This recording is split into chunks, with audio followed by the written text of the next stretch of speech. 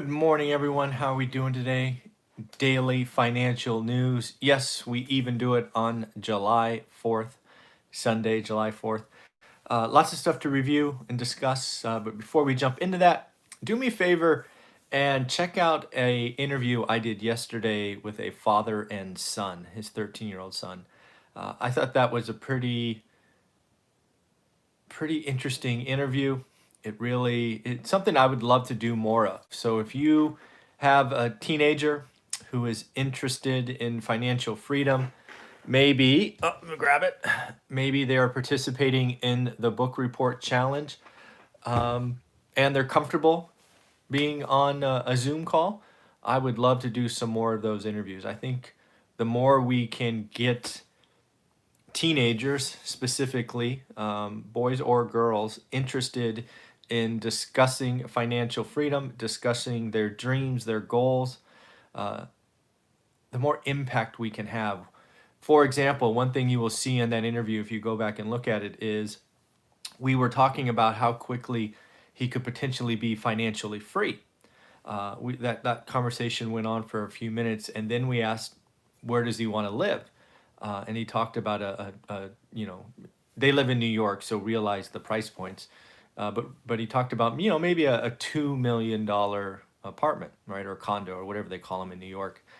And that was I think that moment will be remembered by that young man for a while, because that want or need would have changed his goal of being financially free. So do yourself a favor, take a look at that interview. It was fun. But more importantly, I would love to have more conversations with, let's call it, teenagers, so we can really continue to spread the hope and the dream, and really plan for it. Because getting stuck in the rat race, letting your expenses grow into your income like I did, is stupid.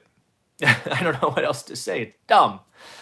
So if we can help more kids see that, I would like it. So take a look. Also share it. I think that's a video that should be shared, especially for kids that had that. So yes. So again, Andrew, if you're up for it and they're comfortable having a discussion, let's do it. And of course, since I got the book here, don't forget the book report challenge. Share it. I want to give some money away.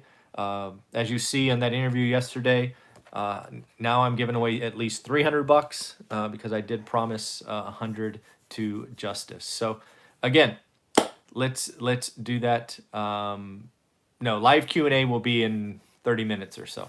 It's at 8 o'clock Pacific, JC. All right, on to the daily financial news. Again, it's July 4th, so let's at least acknowledge that our great country is celebrating 244th birthday by my calculations, right? 1776 to 220, I think, is 244. Time to celebrate. Hope over hate. Freedom's not free. A lot of those things kind of jumped at me this morning. So just a lot of things there. A lot of opportunities for all of us to do better. I think that's what I look at this. And one thing I will say about July 4th in this great country is there's very few countries on the planet where I could have come from my humble beginnings, did things that were unusual in my family circumstances, make stupid choices, and then still, through brute force, make things happen. So not many places you can do that. And for all the things that you want to point at that are wrong, there are so many things right. So let's acknowledge that we live in a great place.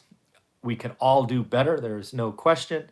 Hope over hate, and let's try to get 1% better every day, and it will be special going on. So next up, I'm amazed that Congress is not in session until July 20th. Can you believe that? They're on recess until July 20th. And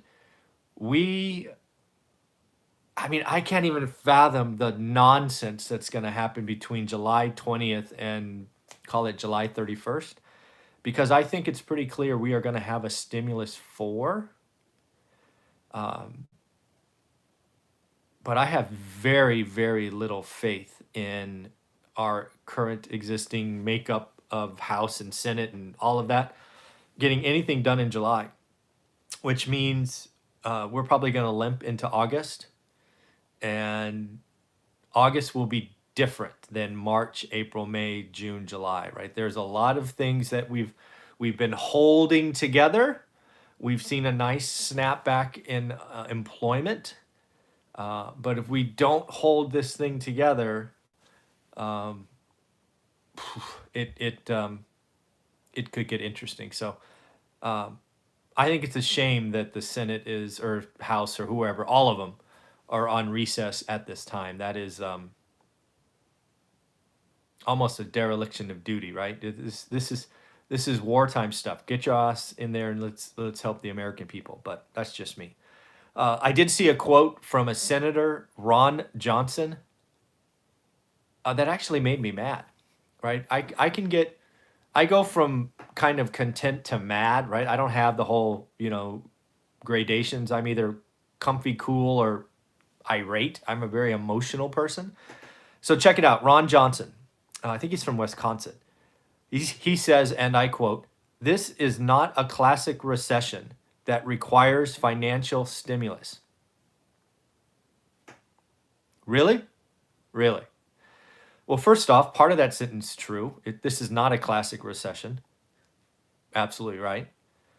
But let's be honest. We asked a significant portion of our economy to stop showing up to work. And you need to reward those people, or the entire system falls apart. Oh, you got your third rental. Congratulations, Bobby. So again, that statement is arrogant, insensitive, out of touch, stupid. I would tell you most recessions don't require financial stimulus, other than maybe loosening up the interest rates. A recession caused by leaders like you, Ron Johnson, to tell us to stay home. If there's ever a recession that requires checks to be mailed, that is the one. So, Ron Johnson, I hope that quote comes back to bite you in the butt someday. That is just insensitive, arrogant, and stupid. Oh well, that happens. I think there is something we as investors need to ask ourselves. We obviously know about a November election coming up. I think it's becoming increasingly clear that we may have a change in leadership. And frankly, we may have a change in leadership in the Senate as well. So we as investors need to prepare for that, or at least ask ourselves if anything we're doing needs to change, because it would be different. Again, I think Biden's strategy of staying in the basement and just letting the chips fall is. I never saw that working, but apparently it is working. So it is something we really have to ask ourselves. Again, I don't know if you believe or don't believe in polls, but I think as an investor, you need to ask yourself at least what if, and that will be actually a question I put out in a few minutes here on our Q&A session. Somebody asked, so I will take that up. Maybe I'll take that up tomorrow on the daily shows. But again, we need to ask ourselves those questions. You can tell that more and more mayors or local politicians are reacting to the flare-ups. Something that I didn't think would happen. Miami, South Beach put a curfew in place. I don't know if you've ever been to South Beach. I have a couple of times, and it's wild.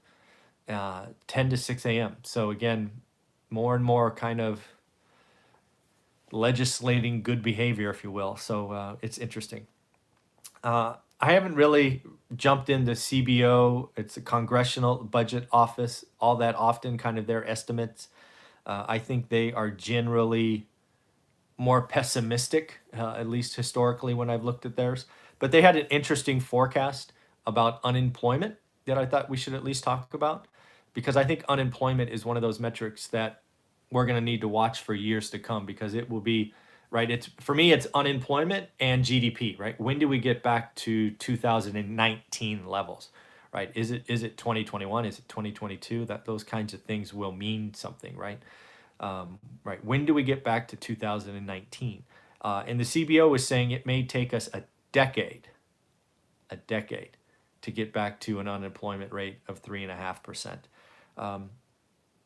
What I would say to that is, I think the more interesting question is, when do we get back to 6%? I think 6%, 5.5%, somewhere in there is more normal. I think 3.5% was obviously great. I'm not trying to say it wasn't, but I had not seen that in my investing career of 30 some odd years. So I need to figure out if CBO is estimated when we get back to 6%. I think that's far more interesting. And then when do we see 2019 GDP again? I'm afraid that's going to be a while. So that's interesting. Something I just picked up on is, while we are at 11.1% unemployment, the Eurozone is only at 7.4%. That is interesting. 7.4%. And some of that, I think, is because of unions and things of that nature, because it's much harder to let people go. I ran worldwide teams, and there are so many rules in European countries about how you let people go. It's frankly why we didn't hire as much in those regions in the past. But again, they seem to be doing better at 7.4%. A couple of bankruptcies in retail yesterday. Yes, a couple of them took the day off, or took Friday, which was a non-trading day, to declare bankruptcies. I hadn't heard of them. Lucky Brands. I think there's a one in the mall by me, but I don't remember ever going there. They're going to be selling themselves, it looks like, to Aeropostale's owner. It's called Spark. Don't know what that stands for. Group LLC, kind of a prepackaged, hey, we're done, take us. And then another one called G-Star, Raw Retail. Yeah, retail bankruptcies. Yeah, so there you go. And then this Wirecard fiasco in Germany is, it's a painful reminder of my experience with Enron and WorldCom, which were back-to-back losers for me way back in the day. And fraud is real. If you want to perpetrate fraud, it is apparently pretty easy to do. The German regulators had one person reviewing Wirecard's $3.1 billion book. And let's not forget, 1.9 billion of that disappeared. So that's more than half, folks. That's just nuts. So now they're calling it a criminal act and all of that stuff. That's nonsense. So if that were to happen in the U.S., you could better believe that there'd be the accountant auditor on that would also be in trouble. I think it was Arthur Anderson way back in the day that got in trouble, that actually had to break up and sell off. Right? I think we went from the big six to the big four, if I remember, in the last crisis. So we'll see. Wirecard is a spectacular case of fraud, and there's going to be pain from that for quite a while. And then lastly, last but not least, what do we get to look forward to next week in the economic news? Monday, it's kind of Monday and Thursday next week for me. Monday's a big day. ISM service, again, because we are so kind of service oriented. We don't make a lot. So that'll be interesting to see what that is. Sometimes it's called non-manufacturing. Tuesday, bunch of Fed speeches. I think there's 3 different Fed presidents speaking.